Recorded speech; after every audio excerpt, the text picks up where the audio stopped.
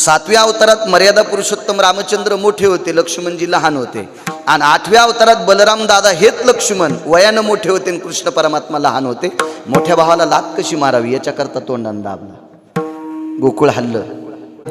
रंगनी रांगत गुलगुला बोलत आसुर रुळत चरण तळी. नमो विठ्ठला राजया पांडुरंगा, नमो रुक्मिणी माऊली ज्ञान गंगा. नमो पुंडलिका नमो चंद्रभागा, नमस्कार माझा रुक्मिणी पांडुरंगा. पांडुरंगा करू पांडुरंगा करू प्रथम नमन दुसरे चरण संताचे. त्यांच्या कृपादाने कथेचा विस्तारू बाबाजी सद्गुरुदास तुका. मनोजवं मारुत तुल्य वेगम जितेंद्रियं बुद्धिमतां वरिष्ठं. वातात्मजं वानरायुत मुख्यं श्रीरामदूतं शरणं प्रपद्ये. नागेंद्रहराय त्रिलोचनाय भस्मांगरागाय महेश्वराय. नित्याय शुद्धाय दिगंबराय तस्मै नकराय नमः शिवाय. शरदिंदु समाकारे परब्रह्मस्वरूपिणी. वासरा पीठ निलये सरस्वती नमस्तुते. विठ्ठल विठ्ठल विठ्ठल विवासित पावनाती वासती पंचानन समाना. तया श्रोत्याची आचरणी जाना साष्टांग नमन करीतसु. वाद्यभूषित पावन ती प्रत्येक अमरेंद्रा समान. तयाची आचरणी जान साष्टांग नमन करीतसु. आता गान गंधर्व देवता कोकिळ कंठस्वराराका. जी कीर्तनी वैवासित लोका तयाची आचरणी नमन गा. मज दिसत सो परम विख्यातु जो जान ब्रह्मयाचा सुतू. नारद जान नाम तितिक्षु तयाची आचरणी नमन गा. जे पाहत असताना जितका तिचा गोड भाव असतो असा भाव जर देवाकडे बघत असताना ठेवला तर आपलं दुःख जाईल. कृपाळू आहे जगाचा बाप. त्याचं मुख बघितल्याच्या नंतर फारशा लोकांचं दुःख गेलं. बाकीची काही औषधे त्यांना दुष्परिणाम असतो वगैरे वगैरे, ते परवडणारी नसतात, पेलवणारी नसतात. पण विटेवरच्या मालकाच्या मुखात फार मोठी ताकद आहे. ते बघितलं की दुःख जातं.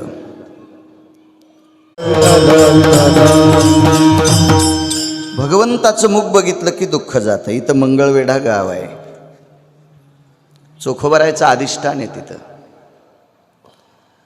चोखोबारा एक अनन्य साधारण महत्व असलेली वारकरी संप्रदायातली दर्जेदार व्यक्तिमत्व श्रीमंत श्री चोखोबारा आहे. फार एक दर्जेदार व्यक्तिमत्व. याच्या पलीकडे सांगायचं झालं तर विटेवरचा मालक सुद्धा चोखोबारायच्या डोळ्यात डोळे घालून बघत नव्हता. एवढा मोठा अधिकार चोखोबारायांचा होता. तुम्ही एखाद्या माणसांना एखाद्या जातीला उच्छेदून बोलत असाल त्याचं कारण एक आहे, तुमच्या अंतःकरणात पाप आहे. याच्याकरता तुम्ही दुसऱ्याला नाव ठेवता. परत चांगलं वागणाऱ्यांना पंढरपुरातल्या मालकाने अंतःकरणात घेतलं. तुमच्या रात्रंदिवस तुमच्या चेहऱ्याची स्वच्छता ठेवणारा एक वर्ग आहे. तुम्ही दाढी कटिंगला जाता. महाराज प्रेमानं माय तोंडावून हात फिरीत असती, आजी फिरीत असती आणि या इटभर पोटाच्या खळगी करता का होत नाही, पण तुमच्या तोंडावून प्रेमानं हात फिरवत असतो तो नावी. त्या नापिकाच्या कुळामध्ये जन्माला आलेले सद्गुरू शेना महाराज. सद्गुरू शेना महाराज पंढरपूरला आले की पंढरपुरातल्या मालकाची मान खाली वाकत होती. पाहतच नव्हते डोळ्यात डोळे घालून. इतका दर्जा शेना महाराजांचा होता. पण खरं तर ही आमच्या लोकांनी ही संत वंचित ठेवली. देवा कीर्तनकारांनी ही मागे ठेवली. इतकी मोठी संत आहेत, मोठी संत आहेत. मला असं वाटतंय संप्रदायाच्या बाबतीत जातीवाद येऊ नये. बाकी तुम्हाला कुठं करायचं असेल तर करा, पण संप्रदायात नको. कारण या संप्रदायात जातीवाद नाही. यातायाती धर्म नाही विष्णुदासा, निर्णय तो आईसा वेदशास्त्री. एवढा प्रचंड अधिकार या लोकांचा. बघा मंगळवेढ्याला चोखोबारायांचं वास्तव्य. एका झोपड्यात राहणारा वारकरी, रानोबा नावांचे वारकऱ्यांचे सुपुत्र. रानोबा होते त्यांचे वडील, अधिकारी महात्मा होते.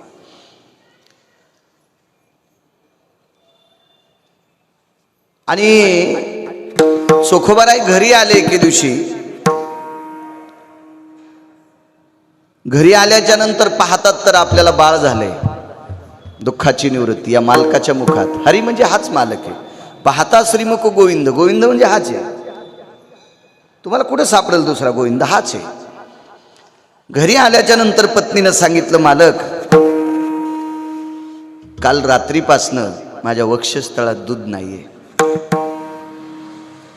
आणि 28 दिवसाचं बालक आहे.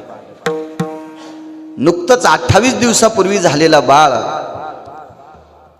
त्याला न भाकरी खाता येते, न चपाती खाता येते, न शिरा खाता येतो, काहीच नाही. त्याला फक्त दूध लागतंय. एक तर आईचा असावा, नाही तर गाईचा असावा.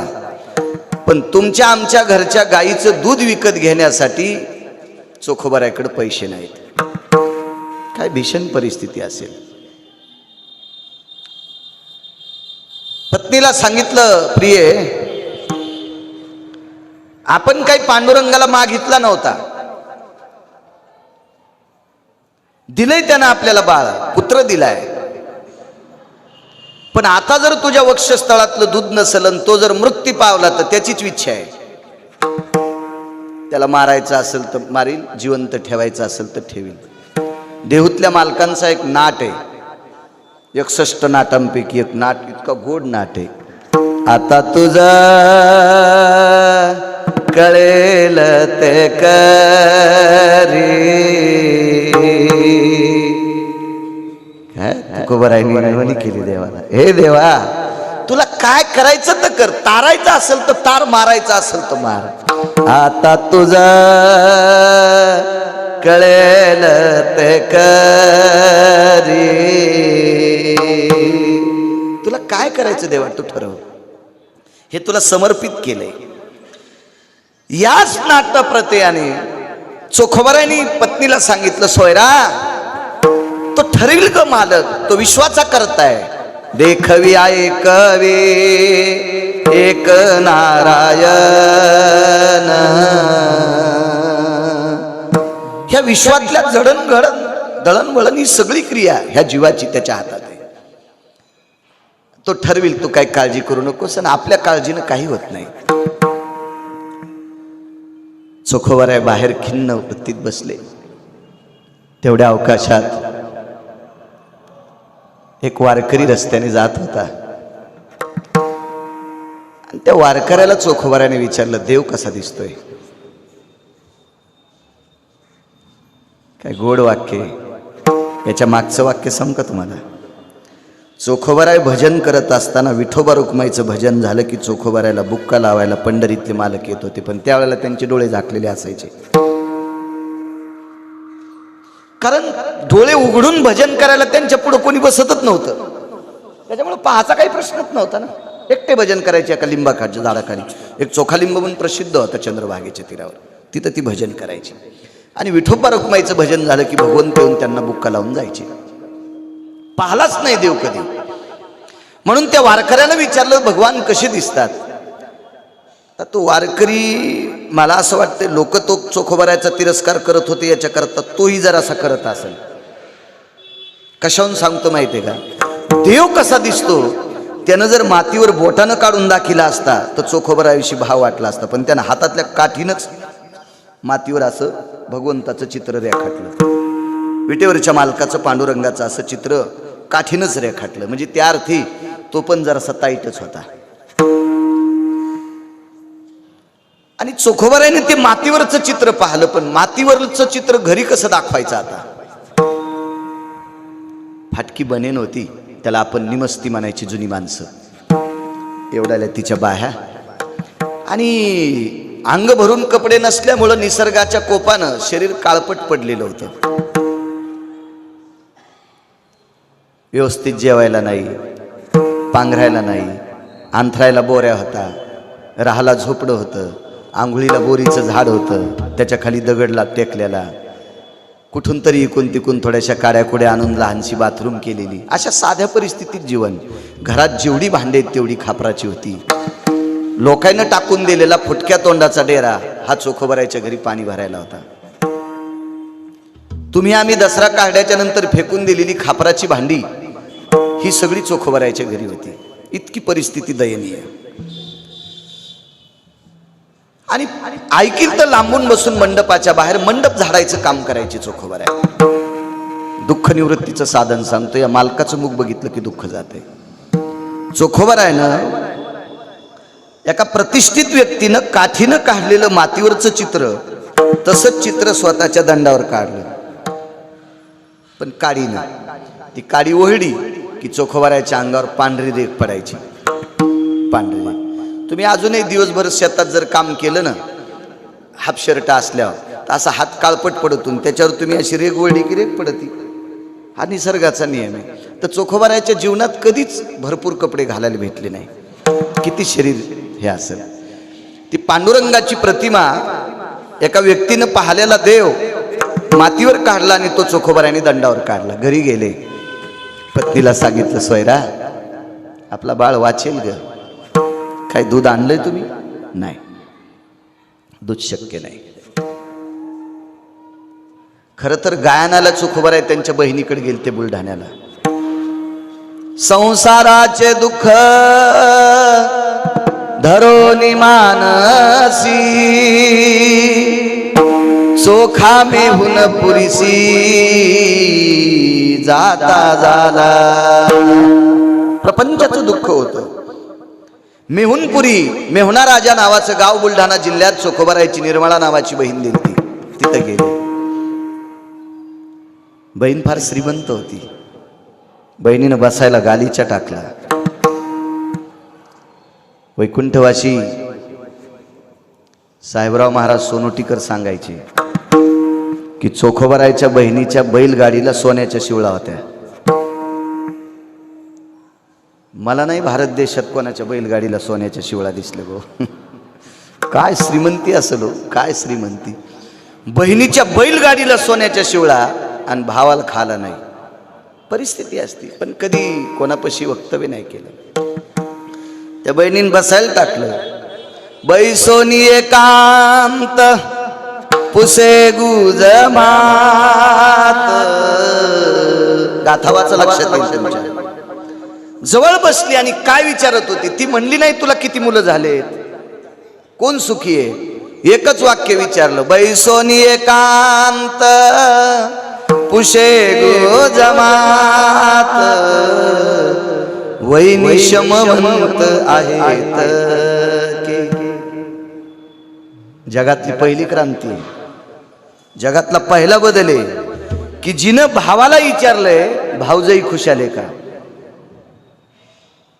तुम्ही कोणी माणसं बहिणीची तर गेले तर ती एकच विचारील, आई खुशाल आहेत का, बाबा खुशाल आहेत का, दादा तुझे लेकरं खुशाल आहेत का, तुझे नातू खुशाल आहेत का, भाऊजाई खुशाल आहे का, असं विचारणारी मला महाराष्ट्रात अजून कोणी बहीण सापडलेली नाही. ती फक्त एकच आहे, ती चोखोबारायची बहीण. वैनी शमवंत आहेत की. डोळे भरून आले. ताई तुझी भाऊजाई खुशाल आहे ग, पण तिला एक मुलगा झालाय आणि तिचं दूध संपलंय. मी गाय नेण्यासाठी आलोय. गाय दिली बहिणीनं. गाईचं दूध नाही काढलं. वासरू आखडायचा धर्म चोखोबारायकडे नव्हता, नाही काढलं. आता करायचं काय. या वारकऱ्याला देव कसा दिसतो विचारलं. सांगितलं होतं भगवंताचं मुख बघितलं की दुःख जाते. एवढी त्या मुखात ताकद आहे. दंडावर चित्र काढलं. पत्नीला सांगितलं, प्रिये ते एकदा डोळे उघडील का. तिनं सांगितलं 3 तास झाले आता डोळे बंद झालेत. ते आता डोळे उघडीत नाही. मी थापटते, हे करते, हाताच्या मुठी वळल्या आता ते उघडत नाही डोळे. चोखोबारायनं सांगितलं डोळ्याचं पापण होतं. एका सेकंदापुरते जर डोळे उघडे तर ते जगतंय ग, पण डोळे उघडण्याचा प्रयत्न कर. तिनं सांगितलं वक्षस्थळ स्तन जर मुखात दिलं तर पेण्याच्या अपेक्षेनं डोळे उघडते, पण या 2 तासामध्ये मी तो प्रयत्न करते पण त्याच्यातून दूधच येत नाही. त्या अर्थी ते डोळे उघडत नाही. करणं ग प्रयत्न करणं. आणि त्याच्या मुखामध्ये स्तन दिलं आणि पाठ थाप दिली. बाळा उघडणं डोळे. आणि त्या अपेक्षेनं, भुकेच्या अपेक्षेनं डोळे उघडे आणि तितक्या टायमात दंड दाखिला. तेवढ्या अवस्थेत दंड दाखिला. मुलगा सदृढ झाला. सदृढ झाला. महाराज हा चोखोबारायचा सिद्धांत आहे. चित्रातला पंढरीतला मालक पाहला, प्रतिमेतला पाहला, तो चोखोबारायचा बाळ सदृढ होतोय. महाराज त्याच्या मुखात किती ताकद, हे रूप पाहिल्याच्या नंतर किती ताकद असेल, त्या अख्ख्या प्रपंचाचं दुःख संपत आहे.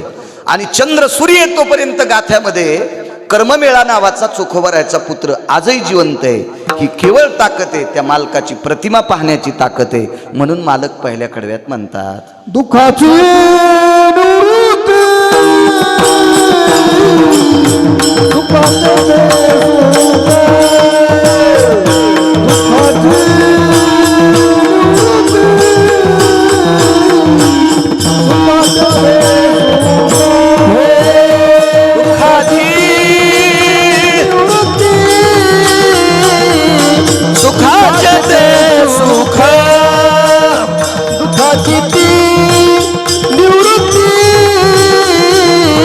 दुःखाचे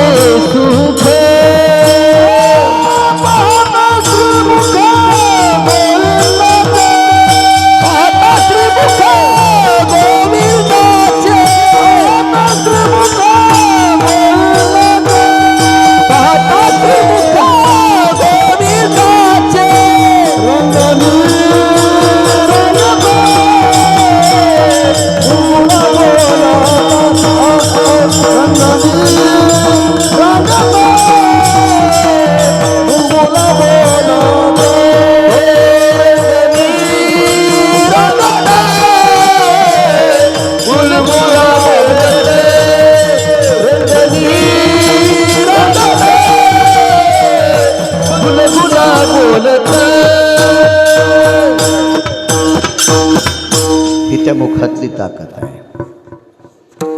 पुतना नावाची व्यक्ती श्रीमद भागवतामध्ये तिचं वर्णन आलं. पुतना ही वासना आहे. ती राजा बळीची कन्या होती. तिचं नाव होतं रत्नमाला. राजा बळीच्या दारामध्ये भगवान वामन पंढरीतले मालक वामन अवतारात ज्या वेळेला आले, ते रूप बटुरूप पाहिलं छोटंसं. त्यावेळेला त्या रत्नमालेला इतका आनंद वाटला की असं पोरगा आपल्याला व्हावं, अशी तिची वासना. तर भगवंतानं सांगितलं, तुझं माझ्यावर प्रेम आहे, माझ्यासारखा मुलगा तुला व्हावा किंवा मी तुझ्या पोटी यावा असं तुला वाटतंय, पण तितकं पुण्य तुझं नाही. मी एका अवतारात तुझं स्तनपान करीन, बालवयामध्ये तुझं स्तनपान करीन, तुझं दूध पेल.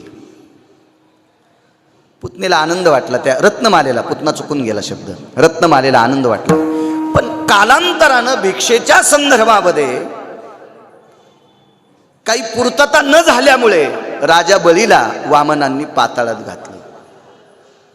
मग मात्र रत्नमालेला राग आला, याच्याविषयी माझं इतकं प्रेम होतं आणि ह्या मेल्यानं माझ्या बापाला पाताळात घातलं, आता एका अवतारात माझं दूध पिणारच, मी ते विष घालून याला मारीन. देव म्हणले तेही पुरं करीन, कारण ती वासनाच होती. आणि हीच पुतना पुढे अघासुराची बहीण म्हणून जन्माला आली. रत्नमाला द्वापार युगामध्ये अघासुराची बहीण होती पुतना. अघासुर नावाचा राक्षस होता आणि कंसाकडे पैजेचा विडा उचलला आणि ती गोकुळामध्ये त्या गोकुळातली लेकरं मारण्यासाठी गेली. बालहत्यारी होती ती. ही लेकरं मारत असताना भगवंताच्या लक्षात आलं, निष्पाप लेकरं मारते, चूक करते, मग करायचं काय आता. पाळण्यामध्ये दोघं होती, बलराम दादा आणि कृष्ण परमात्मा. पाळणा मोठा होता, तसा मोठा पाळणा होता. भगवंत पाळण्यातली पाळण्यात फिरले, त्याला काय करता येत नाही. आणि बलराम दादाचा अंगठा पायाचा स्वतःच्या ओठानं दाबला, हिरडीनं दाबला, कारण दात इतक्या कमी वयात तर नसतेच लेकराला. अंगठा दाबल्याबरोबर गोकुळ हल्लं आणि पुतनेला गोकुळ हल्ल्याबरोबर पुतना ज्या दारापुढं होती त्या दारापुढं नंदराजाचा वाडा तयार झाला. खरं खरं खरं असं गोकुळच हल्लं. ग्रामसेवकला पण कळालं नाही कोणाचं घर कोणीकडे गेलं, नंबर कोणता लावा. इतके पटापटा घरं हल्ले भाऊ. आणि याचं कारण, एक जण म्हणला कशा करता हलवलं, दोन वेळेला हलवलं रे बुवा. 7व्या अवतारामध्ये वाली नावाचा व्यक्ती मारायचा होता. खरं तर वाली आणि सुग्रीव दोघ जण भाऊ होते. वालीला वरदान होतं, 7 ताडाची झाडं 7 कोपऱ्यात असे उभे होते. आता एखाद्या शक्तीनं जर हे सगळे कॉलम पाडायचे असतील तर एका याच्यामध्ये पडू शकतात, पण एकदा तो पाडायचा आणि हा पाडायचा, असे तिरपट जर पाडायचं झालं तर कसा बाण मारता येईल. मग 7 ताडाची झाडं 7 ठिकाणी होते. लक्ष्मणजीचा अंगठा मर्यादा पुरुषोत्तम रामचंद्रांनी पायानं दाबल्याबरोबर शेषाचा अवतार आहे, पृथ्वी हल्ली आणि 7 ताडाची झाडं एका रेषेत आले. फरक सांगतोय, 7व्या अवतारात अंगठा पायानं दाबला आणि 8व्या अवतारात अंगठा तोंडानं दाबला. त्याचं कारण होतं, 7व्या अवतारात मर्यादा पुरुषोत्तम रामचंद्र मोठे होते, लक्ष्मणजी लहान होते. आणि 8व्या अवतारात बलराम दादा हेच लक्ष्मण वयानं मोठे होते आणि कृष्ण परमात्मा लहान होते. मोठ्या भावाला लात कशी मारावी याच्याकरता तोंडानं दाबला. गोकुळ हल्लं, नंदराजाच्या वाड्यात आली आणि भगवंताला मधला सर्वांना ज्ञात विषय आहे, देवाला घेतलं आणि गाईच्या गोठ्यात गेली. ती पाहत नव्हती देवाकडं, कारण तिला माहित होतं याच्याकडे एवढं तेज आहे, आपण जर याच्याकडे बघितलं आणि त्यानं आपल्याकडे बघितलं तर आपण जळून जाऊ. देवाने तिच्याकडे फारसं पाहिलं नाही. हृदयाशी घेतला, गाईच्या गोठ्यात घेतली आणि स्तनाला लावलं, पिऊ टाकलं. तो महाराज त्याला काय वडता येत नाही जगातलं. त्यानं सण तिचे पंचप्राण ओढायला सुरुवात केली. त्यावेळेला ती शेवटच्या वेळेला तिला अनुताप झाला, पश्चाताप झाला, आपण याच्या उगच नादी लागलो. हा प्रचंड शक्तिशाली, हा जगाचा बाप आहे, हा विश्वाचा मालक आहे. आपण चूक केली याच्याशी वैर करून आणि मरता मरता प्रसन्नपणाने त्याच्याकडे पाहू लागली आणि प्राण सोडला. ताकद किती महाराज त्याला पाहण्याची, काय मोठी शक्ती आहे त्याला बघण्याची. भाऊ, विरोधक वृत्तीनं मारण्यासाठी आलेली पुतना, पण शेवटच्या टप्प्यात प्रसन्नपणा आला आणि तिला देवाला पाहिलं आणि प्राण सोडला. देवानं विचार केला, जाऊ द्या, विरोध घेऊन आलती, पण शेवटच्या टप्प्यात प्रसन्नता आली, हिला वाया जाऊ द्यायचा नाही. तिला सायुज्यता नावाचा मोक्ष देऊन टाकला.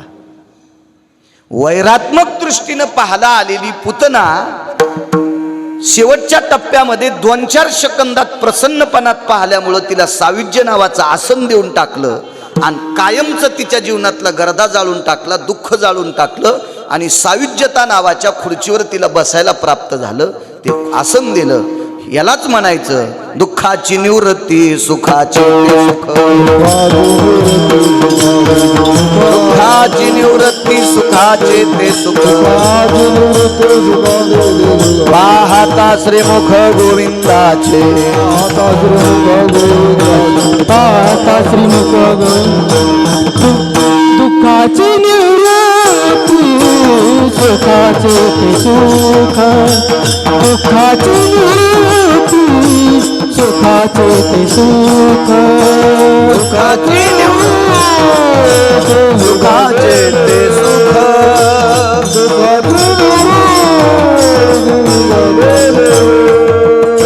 पाहता श्रीमुख गोविंदाचे, पाहता श्रीमुख गोविंदाचे. रंगनी रंगते फुलगुला बोलते, रंगनी रंगते फुलगुला बोलते.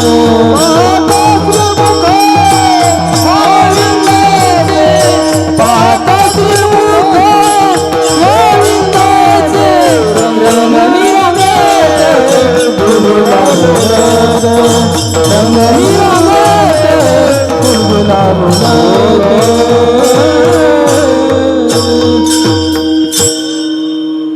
इतक्या विरोधाभाव धरून आलेली पुतना तिला सुद्धा सायुज्य देऊन टाकलं. ही त्या मालकाच्या मुखातली ताकद आहे. काय प्रचंड शक्ती आहे महाराज त्याच्याकडे. काय पवित्र मुख असतंय. डोळियाची भूक नवजे माझ्या, पाहता श्रीमुख सुखावले सुख. डोळियाची भूक नवजे माझ्या. सुख सुद्धा सुखावतंय. एक प्रसंग मांडतो तुमच्या पुढे. चला, चोखोबाराय गरिबीतले वारकरी होते. पुतना ही राक्षसाच्या कुळातली होती, पण एका राजघराण्यातली बाई, जिच्या नवऱ्याला 222 पद होते, मंत्री पद 222, एकट्यालाच होते, एकट्यालाच 222. आणि तो मंत्री काही तुमच्या माझ्यासारख्या मरक्या माणसांचा मंत्री नव्हता. तो आमरांचा मंत्री होता, देवांचा राजा होता, देवांचा. बसायला ऐरावत नावाचा हत्ती होता. राहाला अमरपुरी नावाचं सोन्याचं गाव होतं. एवढा प्रचंड श्रीमंत. त्याचं नाव इंद्र आहे, पत्नीचं नाव शची आहे, मुलाचं नाव जयंत, मुलीचं नाव जयंती असा गोडसा त्याचा परिवार. शची नावाची पत्नी आहे त्याची. एके दिवशी शचीकडे इंद्रभुवनाला एक वारकरी गेले. त्या वारकरी म्हणजे 6व्या क्रमांकाचा संन्याशी. त्या संन्याशाचं नाव आहे देवर्षी नारद. 19 संन्याशी आले माझ्या वाचनामध्ये. त्याच्यापैकी 6व्या क्रमांकाचा संन्याशी देवर्षी नारद भजनानंदी आहेत. गळ्यात विना आहे, हातात चिपळ्या येतात. म्हणून तर आपल्याकडे संप्रदायात या गादीला नारदाची गादी म्हणतात. नारदांची गादी. आणि बसून कीर्तन करतात का? बसून म्हणजे अपघात झाल्यामुळं मी बसून करत होतो त्याला बसून नाही. बसून कीर्तन म्हणजे भागवत, रामायण, पुराण याला बसून कीर्तन. ही 9 लोक होती. त्याच्यापैकी शुकाचार्य 1 नंबरला. आणि त्या गादीला व्यासांची गादी म्हणतात. पण वारकरी संप्रदायातल्या परंपरेला नारदांच्या गादीचं महत्व आहे. हिला नारदांची गादी म्हणतात. आणि ती कथाकारांची गादी असती तिला व्यासांची गादी म्हणतात. मग नारद आले, एक वारकरी आलेला आहे. नारदांसारखं भजन नाही केलं कोणी. जीवनभर भजन केलं, जीवनभर. नारद आल्याच्या नंतर नारदांचं स्वागत केलं, सन्मान केला. आपल्या संप्रदायात फार मोठी किंमत आहे. खरं तर संप्रदायातल्या भजन्यानं, मृदंगाचार्यानं, कीर्तनकारानं इतकं गोड वागायला पाहिजे, इतकं गोड वागायला पाहिजे की जी माणसं कधी कधी आईवडिलांचं रोज दर्शन घेत नाहीत ती माणसं आमचं घेतात. इतका पवित्र संप्रदाय जगात कोणता असेल तर तो वारकरी संप्रदाय. देशाचे पंतप्रधान सुद्धा श्रीमंत श्री सद्गुरू शांतीब्रह्म कुरेकर बाबांच्या चरणावर नतमस्तक होतात. मी मगाशी बोलून गेलो रवी महाराजांना.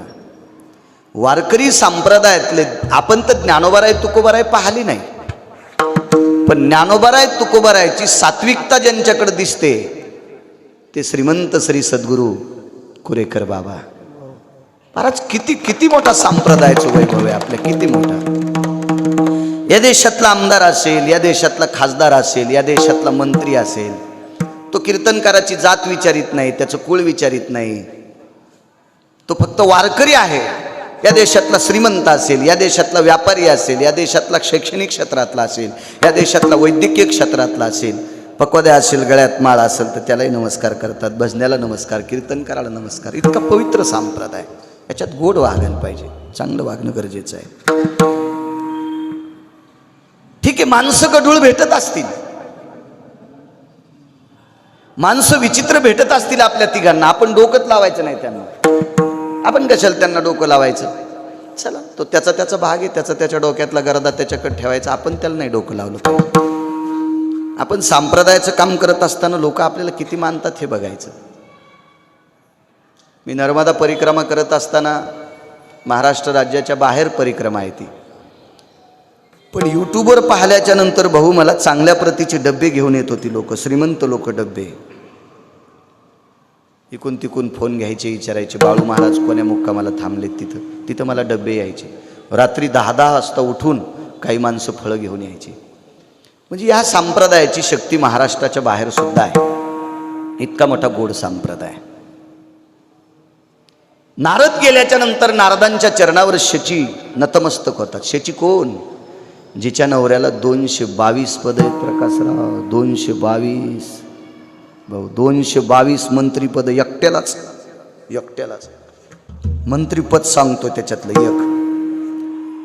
त्याच्याकडे असं पद आहे एक, भोगावती नावाच्या 2 गंगा आहेत. एक स्वर्गात एक आणि खाली एक आहे.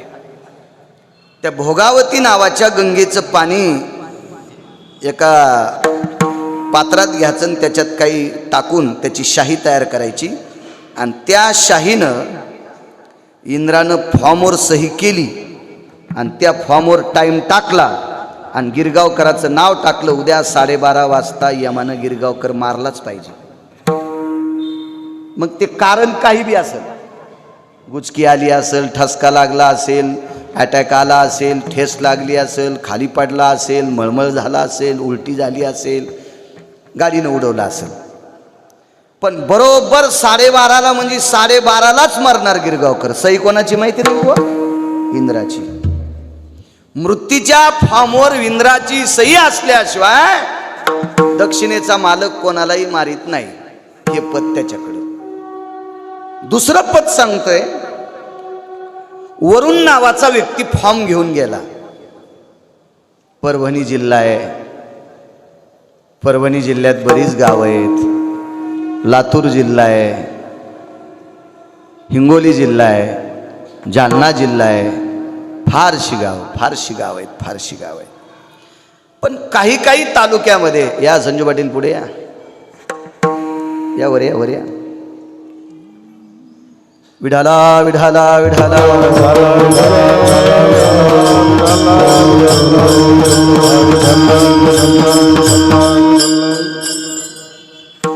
वरुणाने इंद्राला सांगितलं, महाराज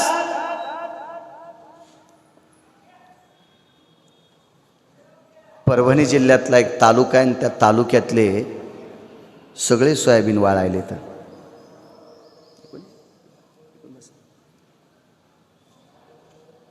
सगळी सोयाबीन वाळायले, तर पाऊस पाडावा लागतो. इंद्रानं सांगितलं, वरुणा वापस जाय, पाऊस पाडत नाही त्या भागात. बर ठीक आहे. आणि तिसऱ्या दिवशी इंद्रानं वरुणाला बोलून घेतलं, फॉर्म घे इकडं. ते फॉर्म घेतला आणि त्याच्यावर कशी सही केली देव जाणे. पाऊस पडला पण सोयाबीनच शिल्लक ठुलं नाही, वाटीसारख्या गारी पाड्या. म्हणजे चांगला पाऊस पाडून पीक किती येऊ द्यायचंय हे त्याच्या सही नाही, आणि प्रचंड पाऊस पाडून पीक मातीत घालायचंय हे इंद्राच्या सही नाही. सांगणारा तर हा मालक आहे, इंद्राला आदेश देणारा हा सगळ्या मंत्र्यांचा बॉस आहे ना इथं बसलेला. महाराज एवढं पच्च्या राजाकडे त्याची बायको नारदांचं दर्शन घेते. वारकरी संप्रदायाची ताकद इतकी मोठी आहे. दर्शन घेतलं नारदाचं. आणि खरं तर महाराजांनी सुद्धा चांगल्यांचंच पाया पडून घेतलं पाहिजे. भंगिरी पाया पडल्यावर महाराज बी जळून जाईल त्याच्या पापानं. काय अपेक्षा आहे भंगिऱ्याची? इतके कपाळ शुद्ध असतात का त्यांचे कपाळ एखाद्या वारकऱ्याच्या पायाला लागावं? तुम्हाला सुद्धा सांगतो तुम्ही. आणि दुसरी गोष्ट, महाराजाच्याही पाया पडायचं असेल तर त्याचं आचरण तपासायचं. ज्याचं आचरण नदीला गेलंय का, अशा भडव्यांच्या पाया पडल्यावर तुमचे संसार खालून जळतील. तुम्हाला चोंबाळणारी महाराज लागतात. नाही. ऐका पंडित जन तुमचे वंदितो चरण, नका करू नरस्तुती माझी परिसावी विनंती. ऐका पंडित जन तुमचे वंदितो चरण, नका करू नरस्तुती माझी परिसावी विनंती. फारसं चोमळायचं नाही. निंदा अथवा स्तुती करावी देवाची, कीर्ती मानवाची गाऊ नये किंवा वर्णू नये. याच्याही पलीकडे इतराची स्तुती आम्हा ब्रह्महात्या. एका विठ्ठला वाचून या. नालायकांची स्तुती करणं म्हणजे ब्राह्मण कापल्याचं पाप लागतंय. पण त्याचं वर्णन करावा, त्याला चोंभाळावा, मग त्यानं आम्हाला मोठं पाकिट द्यावा, ह्या अपेक्षेनं संप्रदाय चाललेला आहे. या अपेक्षेनं. पण एक सांगू का तुम्हाला, चोंभाळल्यानं एखादी गोष्ट भेटत असेल पण टिकायची का ती प्रारब्धानं टिकत असते. आपण किती आरडतो प्रकाश बुवा, अन्न मान धन हे तो प्रारब्धाधी. तुम्हाला चांगलं खायला भेटत असेल, चांगली कपडे भेटत असतील, मान भेटत असेल तर ते तुमचं नशीब आहे. आणि तुमचं नशीब जर फुटका असेल ना तर कधी सून सुद्धा तुम्हाला आवाजाव बोलणार नाही. असं समजायचं त्या सासऱ्यानं आपलं नशीब तुर्कस्तानच्या पलीकडे झोपलंय. हा, तू म्हणत असशील मी लेकरासाठी इतकं कमवून ठेवलंय. सगळीच बाप कमीत आहेत का? तू एकटाच बेजार थोडाच व्हायला. निसर्गाचा नियम आहे, बापानं पोरासाठी कमवावा आणि त्या पोरानं मायबापाला सांभाळून पुन्हा त्याच्या पोरासाठी कमवा. हा निसर्गाचा नियम आहे. आपण कमवतो काही नवलाची गोष्ट नाही. मी सारा महाराष्ट्र पालथा घातलाय. नियम आहे, निसर्गाचा नियम आहे. आपण आपल्या लेकरांसाठी कमवतो, पण आपलं प्रारब्ध जर खोटं असेल तर आपली सून सुद्धा आपल्याला आवजाऊ बोलत नाही. आणि आपलं प्रारब्ध गोड असेल तर आपण चुकीचं काम करणारी सुद्धा आपल्या घरातली लोक आपल्याला झोका देतात. याला प्रारब्ध म्हणतात. प्रारब्ध एक सोपी गोष्ट आहे. आपण सगळी शेतकरी माणसं आहोत. भाऊ किती लाखाचा बैल आणला संजू पाटील, तर बैल विकत घेतल्यावर कुठलं खातो तो? मालकानं टाकलेली वैरण. आणि महादेवाला सोड्याला कठाळ्या. भाऊ कोणाचं खाणार का नाही ते? आकड्याची कंस. ठीक आहे, तुमचं रान जवळ आहे शेताच्या गावाच्या, कुपाटी मोडून जरी देवाचा कठाळा गेला तर कोणाकडे तक्रार करताल? त्यानं खाल्लं कमी आणि तुडीलं जास्त. मग आता 2 लाखाचे बैल चांगले का कठाळ्या चांगला? होय प्रकाशराव, काय चांगला?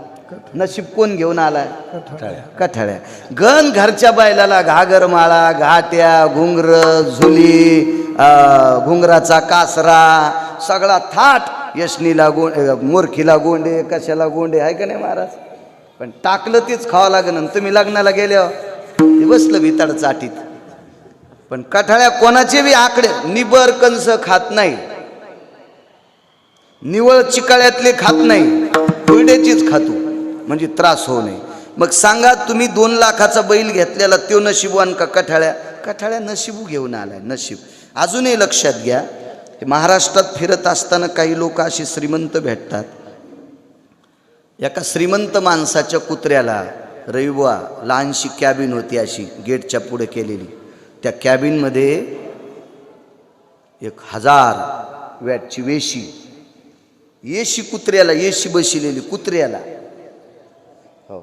आणि त्या कुत्र्यानं जर घाण रूम केली तर ती 12-12 तासाचे 2 नोकर ते कुत्रं सांभाळायला. बाहेर फिरून आण, पाय मोकळे करून आण, आमकं करून आण. काय कुत्रे नशीब घेऊन आलेत. काय काय प्रारब्ध आहे, प्रारब्ध आहे, प्रारब्ध आहे. काही लोकांची कुत्रे विमानानं. सगळं कुटुंब गेल्यावर कुत्रं कुठं घरी ठेवायचं? त्याचंही तिकीट काढून विमानानं. मला असं वाटतंय मग प्रारब्धामुळे जर सगळ्या गोष्टी चलत असत्यात तर हरामखोराचे पाय कशाला चाटायचे आपण? ठीक आहे भाऊ, एखाद्याला चोंभाळल्याच्या नंतर त्यानं मला 1 कोटी रुपये दिले, एरी म्हणतोय इतकं सोपं थोडंच कोणी 1 कोटी रुपये द्यायला. एखाद्या नालायकाला चोंभाळल्याच्या नंतर त्याने 1 कोटी रुपये दिले, आनंद वाटला. गिरगावकरांनी ते 1 कोटी गाडीत टाकले. पण बार्शी पस्तर जातानाच अटॅक आला आणि गिरगावकर मेला. काय चाटायचे का 1 कोटी ते? मग तुम्हाला कसं ठेवायचं हे त्यांना आधीच ठरविलंय. तुम्हाला कोण्या स्तरावर ठेवायचं त्यांना आधीच ठरविलंय. त्याच्यामुळं संप्रदायातल्या लोकांनी, फारशा गढूळ लोकांना चोंभाळणं मला तरी वाटते मूर्खपणा आहे. विठाला विठाला.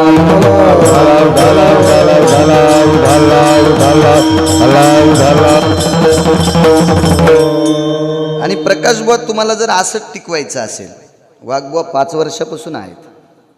मी मगाशी त्यांना म्हणलं तुम्ही सोडलं नाही प्रकाश महाराजांना, चांगली गोष्ट आहे. तुम्हाला जर असंच टिकवायचं असेल तर जो श्रद्धेनं तुम्हाला मदत करतोय तिथंच लुडबुडत जा. तुम्ही फार चोंभाळून जर एखादा तुमच्याकडे घेतला असेल तर तो कालांतरानं तुमचे वरखंडे बी काढील. इतकं बी गिरगावकराचं लक्षात ठेवा. विठाला विठाला विठाला.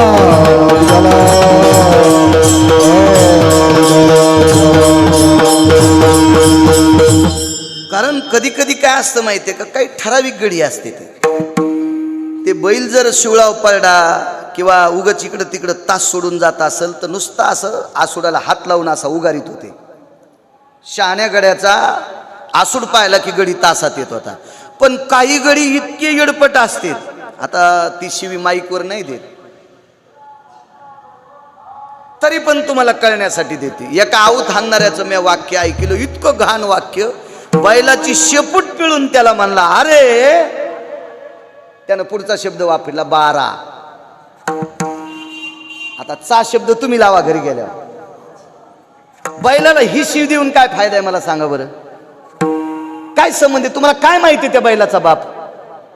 देतात का नाही शेपूट मुरगाळून? काही कातड म्हणणार, त्याच बैलाच्या कातड्याची याची बायको परस वापरी ती. त्याच बैलाच्या कातड्याची याची पोरं बेल्ट वापरीत, त्याच बैलाच्या कातड्याची याच्या पोरायला मोबाईलची कवर आहेत आणि हे त्याची शेपूट पिळून कातड म्हणते. मूर्खपणाचं टोक आहे, मूर्खपणाचं. म्हणजे हे कधी कधी माणसं जे ज्याच्याकडून काम घेतात ते त्याचेच वरखंडे काढतात. असं कधी कधी महाराजांच्या बाबतीत होऊ शकते. शेपटी धरू शकतात, आपल्याला शेपटी नाही ता पण हृदय धरू शकते, इतकं मात्र आहे. असं टिकवायचं असेल तर असं गेल्या 5 वर्षापासून सर्वसामान्य माणसं पंक्ती करतात. शैक्षणिक क्षेत्राला दोमिदे मुंडे सर सांगितले, सगळी मोठी मोठी माणसं आहेत आधी करून, आणि काही काही साधे शेतकरी सुद्धा आहेत. काय कोणी एखाद्या वेळेस पिठलं भाकरीचा नाश्ता देत असेल, पण सगळ्यांचा अधिकार या सप्त्यात गोड आहे. असंच चालवा. पिठेवरचा मालक गोड करीन. तुम्ही, मी तर फक्त 12 वर्ष म्हणलंय. तुम्हाला जोपर्यंत गाडीत बसून पंढरपूरला येता येते तोपर्यंत सप्ताह मोडणार नाही. असंच ठेवा. नारद आले आणि नारदांचं दर्शन घेतलं. दर्जेदार बाई आहे भाऊ, दर्जेदार. प्रणाम म्हणे नारदा. नारदाने विचारलं, माय खुशालेस? हो. बरंही म्हणावं एवढंच म्हणायला पाहिजे, पण तिनं नारदाला म्हणली मायासारखी सुखीच कोण नाही. नारद म्हणले, बाई आता पंढरपूरला सप्ताह चालू आहे, त्या सप्त्यातल्या काल्यातल्या पंतरवाळ्या उचलून तुला चंद्रभागेच्या लांब नेऊन टाकायच्यात. हे काम तुझ्याकडे येणार आहे मीराबाई मठामध्ये. ती म्हणली, मी इंद्राची बायको आहे आणि मला हे कसं शक्य आहे? मला हे पंतरवाळ्या उचलायचं काम कसं येणार? नारदांना सांगितलं, बाई आज संध्याकाळी तुझं पुण्य संपणार आहे आणि पुण्य संपल्याच्या नंतर तुला मृत्यूलोकात जन्म भेटणार आहे आणि तुला कामच करावं लागणार आहे. 33 कोटी देवांच्या राजाची बायको. दुःख वाटलं आणि विचारलं, महाराज मला सुख पाहिजे, जा खाली. गोकुळात आली आणि गोकुळात आल्याच्या नंतर एका अनया नावाच्या गवळ्याची पत्नी म्हणून जन्म घेतला आणि भगवंताला पाहत राहिली. मिस पानियाचे गोविंदाची चट, चट म्हणजे आवड, पाण्याचं निमित्त करीत होती आणि भगवंताला पाहायला जात होती. भरला उलंडोनी रिता करी घट. रांजून भरलेला रिकामा करायची, म्हणजे सासून म्हणायचंच नाही रांजून भरला तरी पाण्याला कशाला चाललीस. भरलेला पुन्हा मोरीत रिचून द्यायचा. भरला नाही आत्या नाही भरला. तिला ते पाणी आणण्याचा त्रासच वाटून नव्हता, तिला एकच वाटायचं काय त्रास झाला तरी हरकत नाही पण त्याला बघायचं, ती देवाला बघायची. शेवटचा पुरावा सांगतोय. इतकी देवाला पाहायची, इतकी देवाला पाहायची की तिनं पाहिल्याच्या नंतर इतकं कर्ज झालं. मी रात्री पुरावा द्याला. ब्रह्मांडाचा धनी तोरे संती केला ऋणी, म्हणून नाचे मागे मागे वाहे अंगे भार त्याचा. ब्रह्मांडाचा धनी तोरे संती केला ऋणी. कर्ज आहे, राधेचं कर्ज झालं देवाच्या डोक्यावर.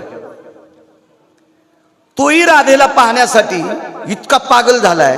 एके दिवशी राधा पाण्याला जात असताना हा धार काढायला निघाला, दूध काढायला निघाला. गाईला वासरं सोडे आणि राधेला पाहता पाहता वाड्यात बैल होता, त्या बैला खालीच बसला. राधेला पाहून भुलले हरे, पाहून भुलले हरे. आपले घरी नंदा घरी वारियाने कुंडल हाले,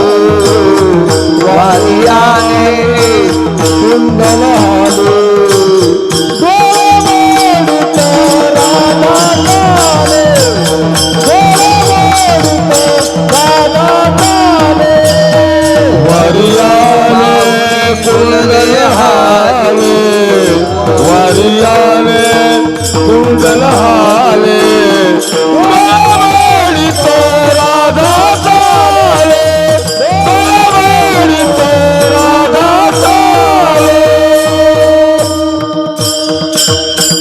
राधेला पाहून भुलले हरी, बैल दोहितो नंदा घरी. वारियाने कुंडल हाले, डोळे मोडे तर राधा चाले. भुलून गेलाय ते. भुलणं म्हणजे वेडा झालाय, भुलणे म्हणजे पागल झालाय. एके दिवशी राधेला विचारलं, राधे मी तुला काय देऊ ग? राधेनं सांगितलं, काहीच देऊ नकोस, मी फक्त तुला पाहण्यासाठी आले, मी फक्त तुला पाहण्यासाठी आले. आपल्या संप्रदायातल्या काही भडव्यांनी राधा शब्दाचं मात्र केलं त्या हरामखोरांनी. खालून संसार पेटतील त्या भडव्यांचे. काय तुमच्या बापाची जी आगिरी आहे का संप्रदाय? राधा एक इतकं पवित्र स्थान आहे. श्रीमद भागवतामध्ये राधेचं नाव घेतल्याच्या नंतर शुकाचार्यांना समाधी लागत होती. समाधी. एवढा मोठा अधिकार राधेचा होता. आणि त्या राधेला आपण काही म्हणायचं, तिच्यावर कसलंही काव्य रचायचं. राधेचा अधिकार बघायचा असेल तर निळोबारायच्या गवळणी पहा. या हरामखोरानं लिहिलेल्या पाहू नका. खालून संसार जळतील. महाराज, नाक कोणाला इचकीत असतात लोक. कारण खालचे जे नाक इचकीत असतात का, हे का लय शुद्ध असतात का? हे आग्या मोळाच्या माश्या येतात. ज्यानं धुपन आणलं त्याला कांदा काढू देत येतात, आणि ज्यानं गण लावलं त्याला डसत येतात. हे खालचे लोक प्रसन्न झाले म्हणजे तुम्ही मी केलेलं चांगलं आहे असं कधी डोक्यात नाही ठेवायचं. महाराज, विश्वाच्या मालकाच्या अंतकरणातल्या लोकांना आपण घाणेरड्या शब्दात वर्तन केलं की मग ते अशी बुक्की मारते, आवाज निघत नाही पण आग झाल्याशिवाय राहत नाही. राधा फार एक अनन्यसाधारण महत्व आहे. मी तुला बघण्यासाठी आलते देवा, मला तू काय देणार आहे? अरे 222 पद जिच्या नवऱ्याला आहेत, मी त्याची बायको आहे. सोन्याच्या नगरीत राहणारी आहे मी. अरे जयंत पुत्र आहे माझा, जयंती कन्या आहे माझी, मी इंद्राची बायको आहे. मला काय देणार आहेस तू? मला फक्त तुला पाहण्यासाठी आलते. देवानं सांगितलं, राधे पण माझी इच्छा आहे, तू काहीतरी माग. काय देशील मला? वैकुंठ. आणि वैकुंठात राहिलंय काय? मला कशाला वैकुंठ? तू तर खाली आलास, कारण तुला सुख संतांकडे वाटायला. या सुखा कारणे वैकुंठ सोडोनी संत सदनी राहिला. कशाला मला वैकुंठ देतोस? नावडे वैकुंठ शेषाचे शयन, वैष्णव सदन आवडते. तुला वैकुंठ आवडत नाही, तुला शेषाचं आसन आवडत नाही, तुला संतांचं सदन आवडतो, मला ते देतोस कशाला? म्हणे, राधे तुला सत्य लोकाचा राजा करतो. ती म्हणली, नको. सत्य लोकाची गादी सांभाळत असताना त्याला स्वतःची पोरगी कळाली नाही, मला कशाला ती गादी देतोस? वेदार्थाचा गोवा कन्याभिलाष, वेदे नाही आईसे सांगितले. नकोय मला ते पदही नकोय. भगवान देवादिदेव विश्वनाथाच्या कैलासावरचं आधिपत्य देते. ऐक न देवा, कैलासाचे मालकच रोज सकाळी तुझ्याकडे येतात. त्रिशूळ डमरू घेऊन आला गिरजेचा कांत. रोज सकाळी. मला काहीच देऊ नकोस, काहीच देऊ नकोस. राधे माझा अपमान करू नकोस, मी तुझ्यावर प्रसन्न आहे. तू अमरपुरीतून खाली भक्ती लोकात आल्याच्या नंतर तुला दुःख प्राप्त होणार होतं असं नारदानं नमूद केल्याच्या नंतर तू माझा चेहरा पाहण्यासाठी आलीस. आता तुला दुःख होणार नाही असं काहीतरी माग. देशील का मला? हो. मग ज्या दिवशी माझं शरीर या मातीत पडेल, आणि ज्या मातीत माझं शरीर पडेल त्या मातीत माझ्या शरीराची विल्हेवाट होईल. शरीराची विल्हेवाट कशी लावतात ते तुम्हाला ज्ञात आहे, काल्याच्या कीर्तनात, नको सांगणे. आणि त्या ठिकाणची माती चंद्र सूर्य येतोपर्यंत तू कपाळाला लाव. गोपी चंदन उठे तुळशीच्या माळा. राधेचं शरीर ज्या मातीत समर्पित केलं त्या मातीला गोपीचंद म्हणतात. गोपी म्हणजे राधा. आणि राधेच्या अंगाची माती पंढरपुरातला मालक आजही कपाळाला लावतो. एकही मालक नाही आपल्या प्रियशीच्या नावानं कुंकू लावेल, आपल्या पत्नीच्या नावानं कुंकू लावेल, पण जगात एकच विश्वाचा मालक आहे. त्याच्या लक्षात आहे तुम्हाला आणि मला किती दिवस ठेवायचे आणि कोण्या दिवशी मळ्यात नेऊन पेटवायचे. हे ज्याच्या हातात आहे त्याला जगाचा बाप म्हणतात. आणि तो विश्वाचा बाप राधेच्या नावानं गंध लावतो. एक लक्षात ठेवा, निष्ठावंत वारकऱ्यांचा दंडक आहे ते गोपीचंदच लावतात. गोपीचंदच लावतात. कोणालाही निष्ठावंत म्हणता येत नाही. कारण संप्रदाय गाड्या घोड्यानं फिरणाऱ्या, एखाद्या दिंड्या काढणाऱ्या, एखाद्या सप्ते करणाऱ्यामुळं संप्रदाय नाही प्रकाश बोरई बुवा. हा संप्रदाय निष्ठेनं वारी करणाऱ्या लोकांमुळे जिवंत आहे. निष्ठेनं वारी करणाऱ्या लोकांमुळे जिवंत आहे. सप्ते कोणी करू शकते. मी रात्रीच सांगितलं 2-3 कोटीचा सप्ता मी करू शकतो. महाराष्ट्रात किती मोठाले लोक परिचित आहेत. त्याला सांगितल्याच्या नंतर लाखो रुपयाच्या पंक्ती करतील लोक. म्हणजे फार गिरगावचा बाळू मोठा आहे असं नाही. जे निष्ठेनं दर महिन्याची पंढरपूरला वारी करते. काल मला एक मुंडे सर तुमच्या किनगाव कोपऱ्याच्या परिसरातले एक वारकरी मला मोळवणला भेटले होते. त्यांना दिसत नाही, तुमच्या बाळूच्या परिचयाचे आहेत ते.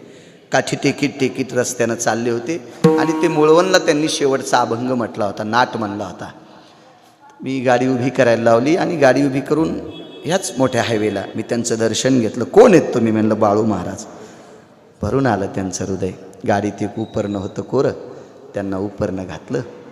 म्हणलं तुम्ही दर महिन्याला येतात? हो. दिसत नाही त्या व्यक्तीला भाऊ. काठी टेकीत फक्त पांढरं असं झावळ दिसतंय मोठं वाहन, त्याचा आवाज व्हायब्रेट त्यांना होतंय. ते काठी आदळीत चालतात. कल्पना केली बाळू, महाराष्ट्रभर सर्वत्र फिरून तुला पाकिट प्राप्त होते आणि तू महिन्याला येतोस, काही नवल नाही. बसायसाठी गाडी देवानं मोठी दिली. महिन्याची वारी बाळू महाराज करतोय, काहीच नवल नाही. त्या वारकऱ्याचं पाहिल्याच्यानंतर मी झिरो आहे, मी शून्य. काही त्या माणसाच्या पायाला चिटकलेल्या मातीची सुद्धा बरोबरी करू शकत नाही. कारण एवढी परिस्थिती साजूक असताना तो माणूस दर महिन्याला एसटी मध्ये खेटे घात येतोय. महाराज, या लोकांमुळे संप्रदाय जिवंत आहे. या लोक वाशिमचं ते पोरग आहे तिथं बसलेलं भाऊ, ते वाशिमचा देशमुख येतो. ते सामान्य शेतकरी आहे, लहानसं छोटंसं शेतकरी. ते साध्या कपड्यात असते, तुमच्यासारख्या पॅन्ट शर्टवर असते. पण मी तरी दर महिन्याच्या वारीला यायला किमान एखादी रात्र 10-12 घंटे मला उशीर होतोय स्वतःची गाडी असताना. ते दशमीला दुपारीच हजर होते. महाराज, या लोकांमुळे संप्रदाय. एक पारधी समाजाचं पोरग आहे, जामदे नावाचं गाव आहे.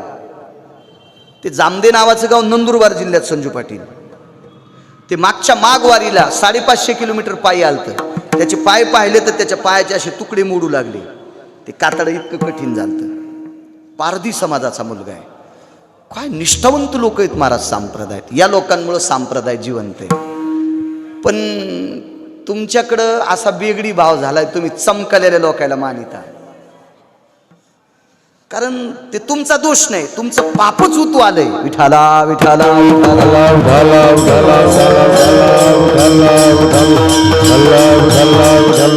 कारण खरं तर तुमच्याकडचे येणारे पैसे सुद्धा पापाचे असतील, म्हणून ते निष्ठावंत लोकांना जाणारच नाहीत प्रकाश. ते चुकीच्याच लोकांकडे जातात.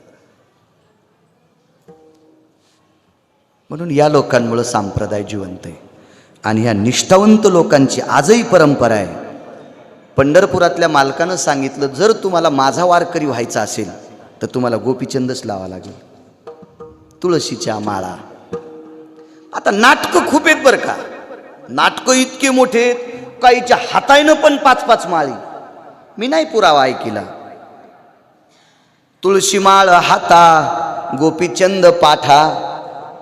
पाठीला गोपीचंदन, मनगटात माळी नाही सांगितले. तुळशी माळ गळा, गोपीचंद टिळा, हृदयी कळवळा वैष्णवाचा. वारकऱ्याविषयी, आपल्या संप्रदायाविषयी प्रेम असलं पाहिजे. ती माणसं. एक सांगू का तुम्हाला, मी 29 वर्ष झालं सोहळ्यात जातो. काही नवलाची गोष्ट नाही. हे सांगणं सुद्धा पाप आहे. मला जर रामराव भाऊ कोंबडं केलं असतं तर सतारभाईने एकादशीच्या दिवशी कापलं असतं. होय प्रकाश. मला जर बोकड्या केला असता तर उद्याच्या धुरड्याला गिरगावचा बाळूच कापला असता. पण मला कोण केलंय? माणूस.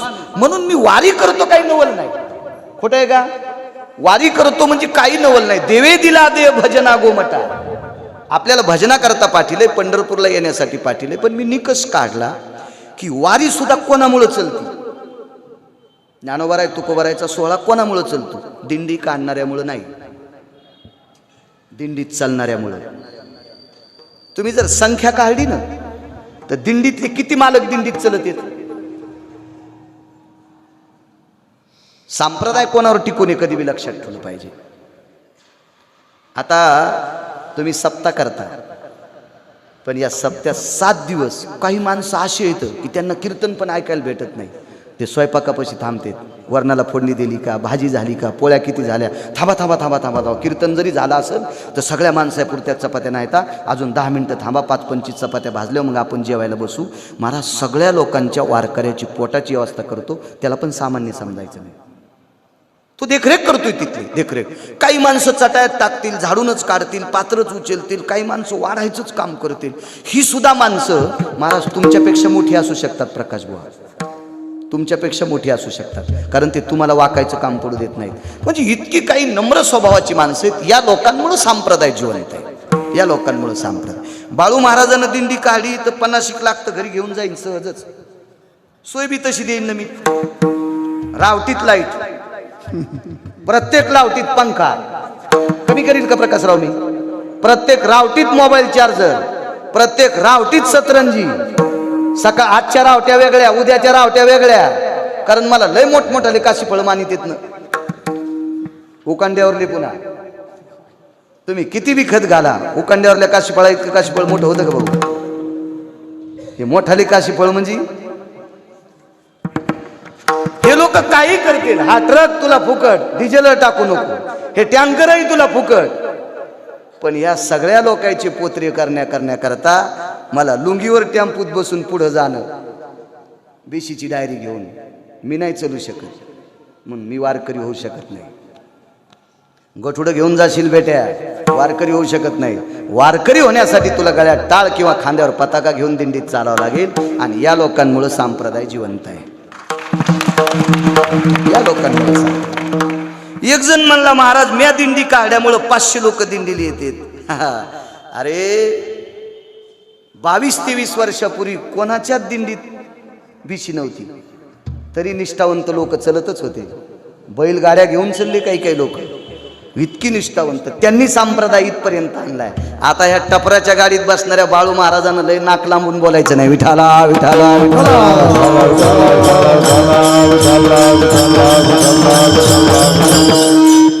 चला. निष्ठावंत वारकऱ्यांना दंडक दिला. तुम्हाला जर मी पाहिजे असेल तर गोपीच्या अंगाची माती लावा. गोपी म्हणजे कोण बुवा? राधा. राधेच्या अंगाची माती लावा तर तुम्हाला मी पावल. दृष्टांत संपला. बाळू महाराज मेल्यावर पोरग पुण्यतिथी करील, मला माहिती करील. ते लाज काज करीन ना, कमून ठुले ना त्याला, करीन ते. हो, ठोकर ठोकर महाराज आणून करीन. एखाद्या वर्ष 22 वर्ष करील.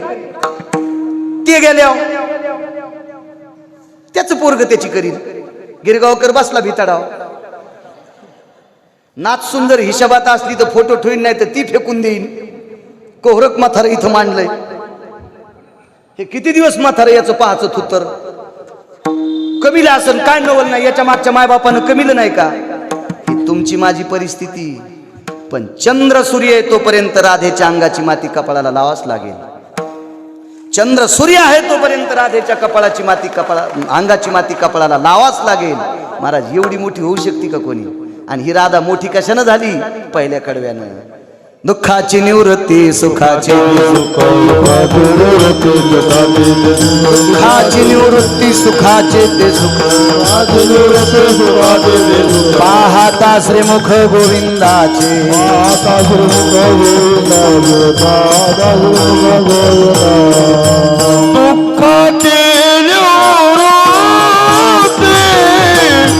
दुःखाचे सुखाचे दुःखाचे निवृत्ती सुखाचे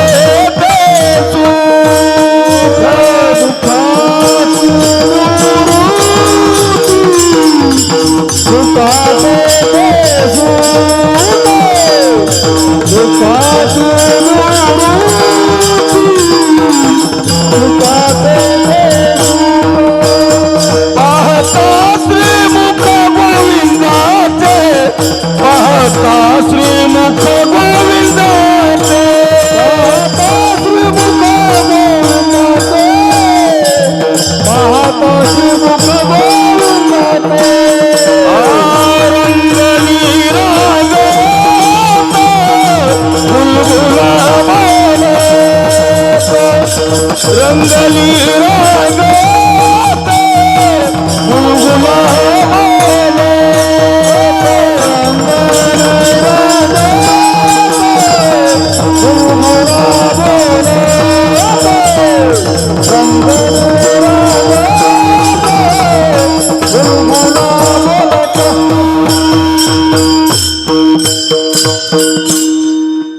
या वारीला जर सप्ताह ठेवला ना प्रकाश बुवा, तर दर्जेदार लोकांची कीर्तन इथं मिळतील. ते बी तुमच्या हाराची पण अपेक्षा करीत नाहीत. अशा 300-300 वर्षाच्या परंपरा चालत आलेल्या फड परंपरा, त्या लोकांची कीर्तन भेटतील. 350 वर्षाची परंपरा बोधले कुटुंब, जयवंतदादांचं कीर्तन भेटेल तुम्हाला, प्रभाकर दादांचं कीर्तन भेटेल. काय रवी महाराज खोटं बोलतोय? मोठी मोठी वारकरी तिथं समोरच एका आश्रमामध्ये पातकर महाराज राहतात, पुण्याचे निष्ठावंत लोक आहेत, त्या लोकांची कीर्तनं भेटतील. कारण पंढरपुरामध्ये तुमच्याकडनं कोणी एक पैशाची अपेक्षा करणार नाहीत, निष्ठावंत वारकरी बरं का. आणि तुम्हालाही ती सुरळीत जाईल सप्ताह करण्यासाठी, गोडसं जाईल, खूप छान. आणि माणसंही तुमच्या पाठीमागं बरे येतं. तुम्हाला जे लोक पंक्ती देतात ते माणसं मोजित नाहीत. एक सोपा मुद्दा सांगू का दिंड्यातला? भाऊ, जर मी बिशी काढून जर दिंडीत आलो आणि तुम्ही जर मला भेटायला आले 2 दिवस, तर लगेच ते महाराज म्हणतो हे कवा आलेत, हे कोण दिशे आले, मग यांची कवा पावती फाडायची, गळ्यात शपथ. आणि तुम्हाला पण वाटतंय आता इथं खावा का 2 घास खाल्लेलं उलटून टाकावा, खोटं आहे काय? पण हे तुमच्या सप्त्यात नाही प्रकाश. तुम्हाला जे पंक्ती देणार आहेत ना, तुम्ही केल्यावर तुम्हालाच बोलतील, नाही तर ते पंक्तीच कट करतील. होतंय का नाही असं? इतका निष्ठावंत कारभार आहे. म्हणून त्या प्रकाश बुवाला सांभाळा ही तुम्हाला विनंती करतो. विठोबा रखुमाई